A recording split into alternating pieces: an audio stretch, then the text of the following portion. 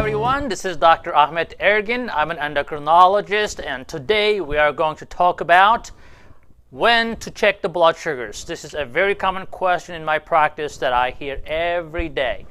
Now, rightfully, people ask how many times should I check because it hurts, especially if you're doing finger sticks.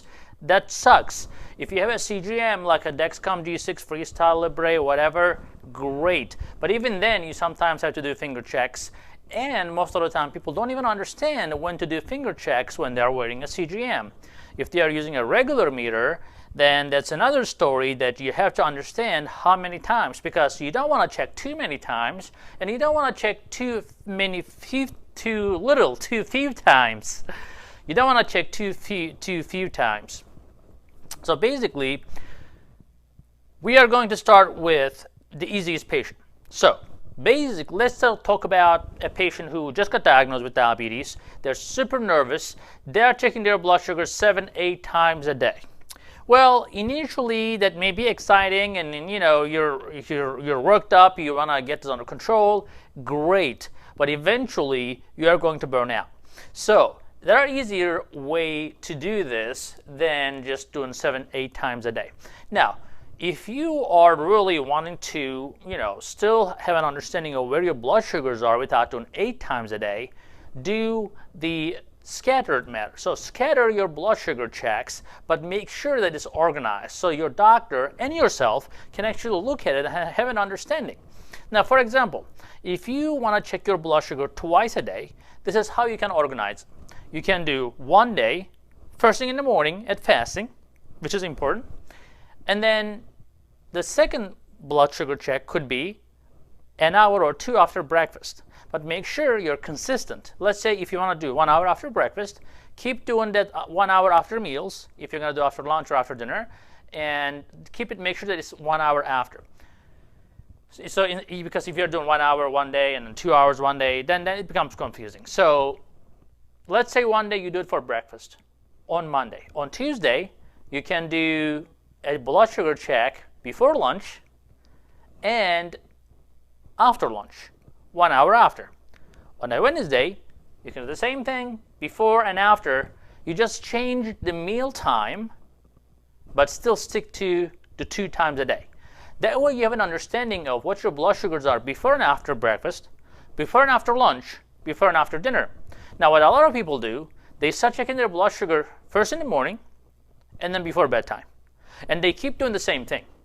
Now, if your blood sugar is especially similar in the morning, similarly high or similarly low, now some people say, oh, my blood sugar was 180 yesterday, today is 160, why is that? You know what? Not a big deal. It's still high. Of course, what you eat and what you do, physical activity, everything affects it. But the bottom line, you're running overall high. So there's no point of rediscovering or trying to get hung up on 160, 165, 175. Don't worry about it. It's high. It needs to be fixed. Move on to see where the other problems are. Now, what people think that the 160 for some people, they say, oh, it's okay, I can live with that. But then when they check their blood sugar after eating, after breakfast, they realize that they go sometimes up to 250.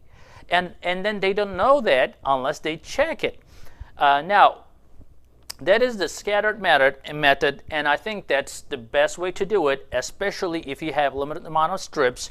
If you cannot afford strips, or you just hate pricking your fingers, then try to be wise and try the scattered method, especially if you're new. Now, if you are not so new and you're on certain medications or you're diet managed and you're doing well, now how many times do you really check your blood sugars? Well, in this case, you don't really have to do too many times. If you just do, if it's going to make you comfortable once a day in the morning, just to keep a tap on it, you can do that.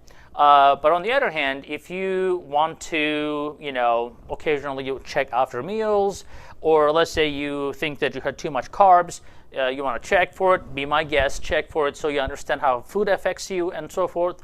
But if you're overall well controlled and you're waking up with, say 100, 110, and then occasionally you check after meals and you never go more than 160, 170 after meals, then you're pretty well controlled. Again, for some people, it's not well controlled, but I'm talking about the general purposes, because our goals for diabetes depends on the age, depends on the patient. Sometimes we are very strict with patients. Let's say a pregnant patient, we want to keep him less than 90 in the morning. That's a different beast. I was saying beast. In terms of the disease state, this is a different beast for a pregnant woman than a 80-year-old frail woman. So we don't tell them, oh, you have to wake up below 90, because we know that they're going to be at risk of dropping their blood sugar, and at that age, it can be very hard on them, and it can actually be very dangerous. So what we try to do here, we are trying to manage risk based on the patient. So that's why your doctor should give you the goals, exactly what your goals should be, or you should just understand the guidelines well. So what is your personal goal should be between you and your physician typically. Although we'll make a video right after this about what your general guidelines are for blood sugars. Now, in summary, we recommend checking blood sugar a few times a week if you are very stable, just to keep an eye on it, because sometimes people totally drop checking blood sugars, and then next thing they know that they're in the 200s again. You don't want to do that either. So don't be too obsessed. Don't be too loose. Just find a middle ground. But I would suggest that break the habit. If you're checking it every morning, and if it is every morning 120, just stop it. Just because it's not changing. You're not really discovering anything new. And then your diet is not changing, then you can check it in different times, a couple times a week, just to have a general idea. But overall, that is what I would recommend. Now, of course, if you're on insulin, that's a little different story. So if somebody is on basal insulin, this could be Lantus, this could be Levemir, this could be Tresiba or Toujeo, whatever you're on, or MPH. In this case, I would suggest checking the blood sugar before you go to bed and then before you wake up. Now, the reason for that, and especially initially, especially in the titration stage where we don't exactly know how much insulin you need, but we start you from somewhere and we titrate you to the goal. In that stage, you always have to want to check the blood sugar at night and in the morning. Now, what a lot of people don't understand with why we're doing this is the reason is the long-acting insulins, guys, are designed to keep your blood sugar stable. Now, overnight and during the day as well, your liver is constantly making blood sugar. Now, that is regulated by insulin and insulin sensitivity. When you're insulin resistant, when you have diabetes, your liver does not realize that there's some insulin, so it keeps making too much sugar. So to overcome the resistance, if you're not able to exercise and do good dieting, etc., or it may not be enough, just simply diet and exercise is just sometimes not enough. In those cases, we start a basal insulin just to keep the blood sugar stable. That's why a lot of people wake up with a high blood sugar in the morning, just because their liver constantly makes sugar, especially after 4 o'clock at night or in the morning. 4 o'clock in the morning, I would say, the growth hormone kicks in and all the other stuff kicks in, and then you wake up with a very high blood sugar. That's very depressing for a lot of people. So what we do is we just put a basal insulin, and that way what we are trying to do is the bedtime blood sugar and the morning blood sugar should pretty much be similar. Now, you will never wake up with the same blood sugar, so forget about keeping your blood sugar like on a flat line. That doesn't happen. You don't see flat line in any human body. So everything constantly is changing. Everything affects your blood sugar. So it's not like a heart rate. Even your heart rate, when you get up a little bit, your heart rate changes and so forth.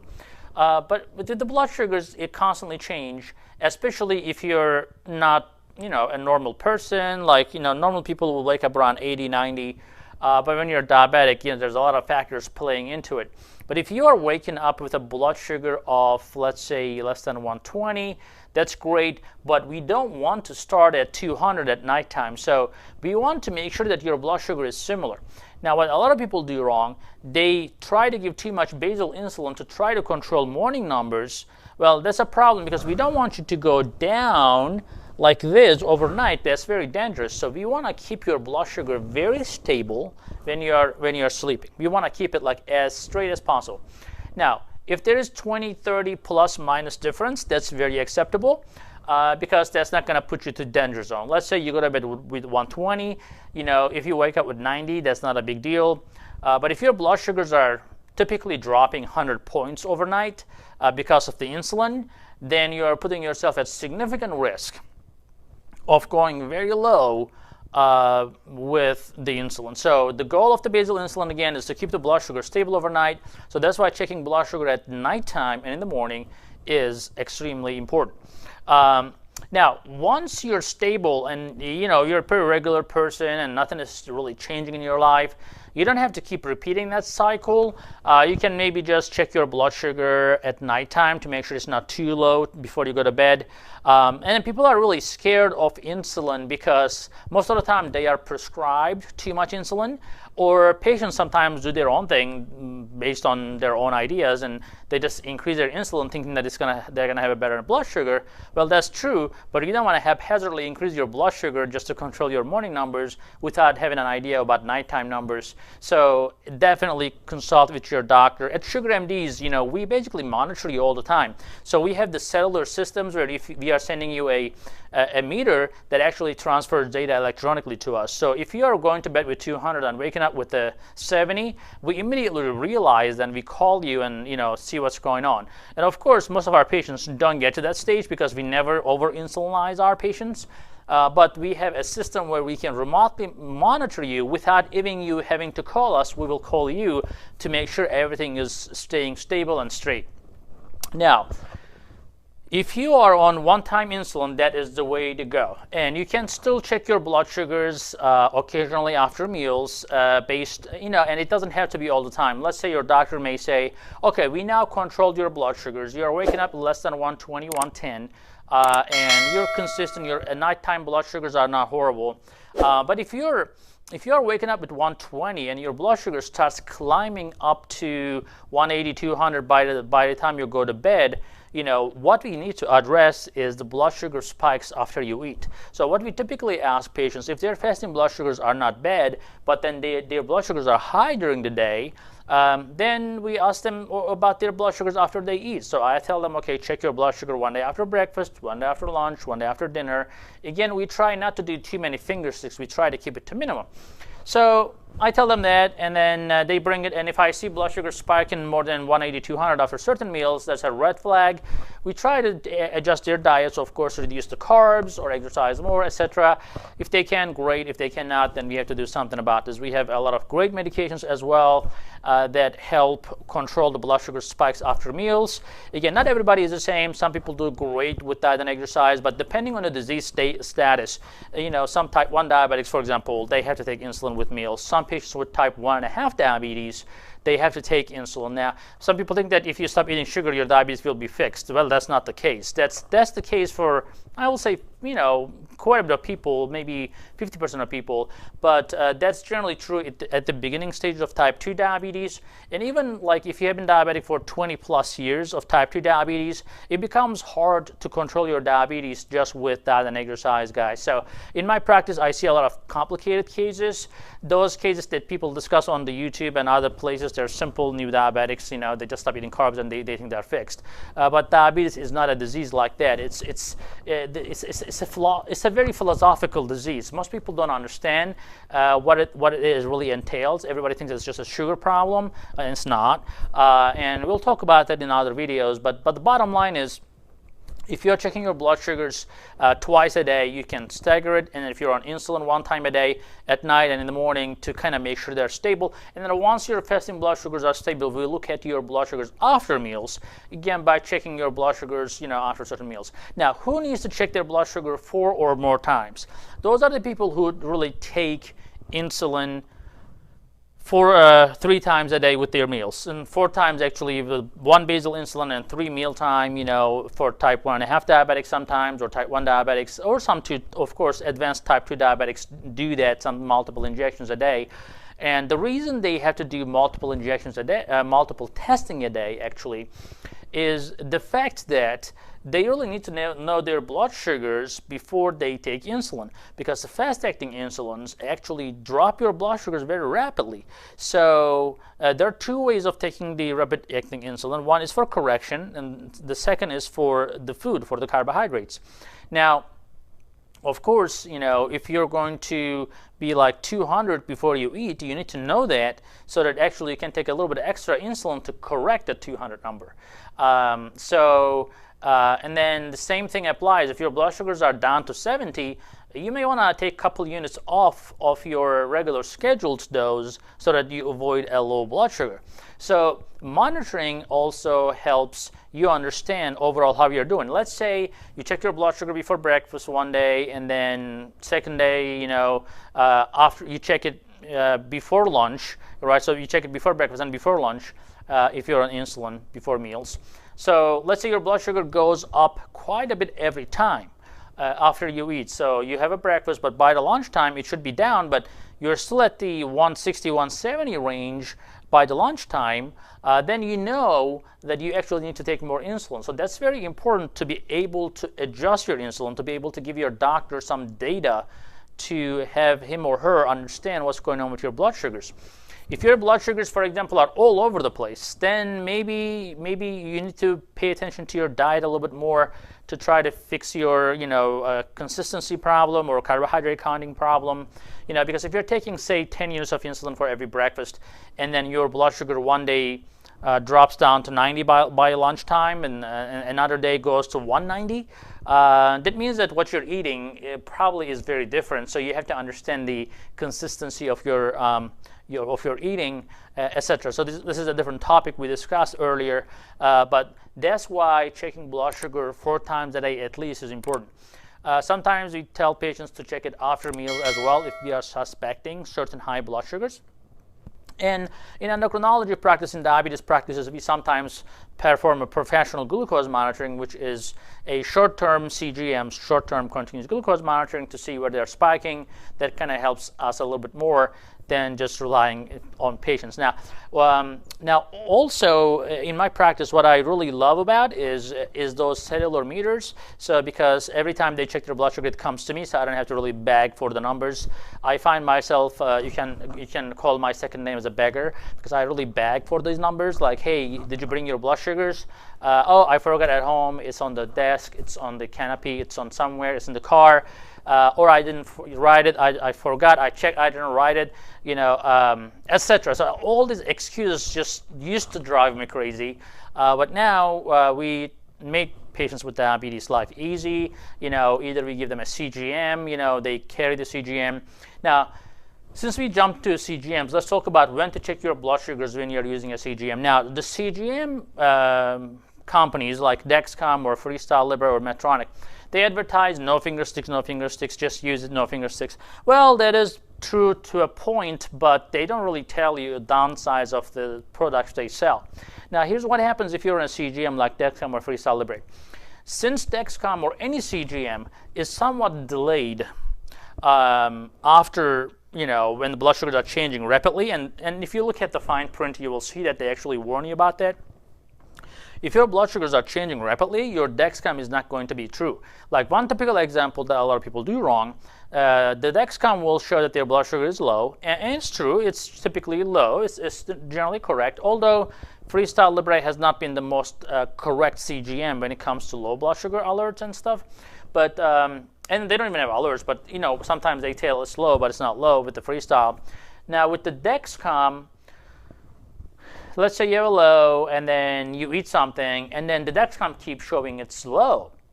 And they keep eating more and more. And the next thing, the Dexcom shows like your blood sugar is 300 now. Well, the reason for that is there is a delay, as we discussed on our previous video, on the Dexcom G6 versus Libre video, or Dexcom or CGMs are explained video. In that video, we tell you guys that there is a delay, so you cannot really rely on a CGM when you have a low blood sugar. So what you do, you eat something, 15-20 grams of carbohydrates like simple carbs, candy, etc., and then you check it in 15-20 minutes with a finger stick. Then your finger stick may tell you your blood sugar is 120, and your Dexcom may still say your blood sugar is 75. So as a result, guys, so this is the point where I want to make. If your blood sugar shows that your Dexcom shows that your blood sugar is 300, you decide to take some insulin. Okay, so half an hour you check it, 1 hour after you check it, you want to check your blood sugar with a finger stick. Yes, Dexcom will show the trend that's always a good thing to know that your blood sugar is now rising or going down based on what you have done. But the exact numbers is not going to be true when your blood sugar is going really high or really low based on what you have done. In this case, when you have a low, you ate something, your blood sugar is going up, Dexcom is going to be way behind. When you took insulin, your blood sugar is coming down fast, your Dexcom is going to be behind.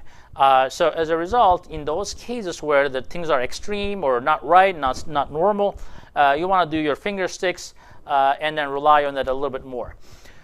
If you catch your low blood sugar, like when Dexcom tells you your blood sugar is going to be low, and you catch it before it's low, then you're much better luck. But when you're bottoming out, or you're already down to 50, or you're already 300, you may want to go with the finger sticks at that stage. Now, I hope that video was helpful, guys, and make sure you give us a thumbs up and make sure you subscribe. Now, we are going to move on to a stage where we discuss patient cases, like real patients, real treatments, real outcomes. And although I may not be able to reply to you in person to your case because I have to take a lot of information and that requires time and energy, but if you're a YouTube watcher from some another country or some another state in the United States, then we can look at your case. We can present as a anonymous case just because it's legal issues. Well, when we don't really know you well, we cannot give you medical advice. So, but I will definitely pick up cases from my practice and will present to you, and maybe it will be a similar case to you, and you may learn from that. And that is the goal. We will do that at 30,000 subscribers. So make sure you have get more subscribers for us, so we can get to that stage where we can be a lot more useful. Thank you for watching. We'll see you in the next video.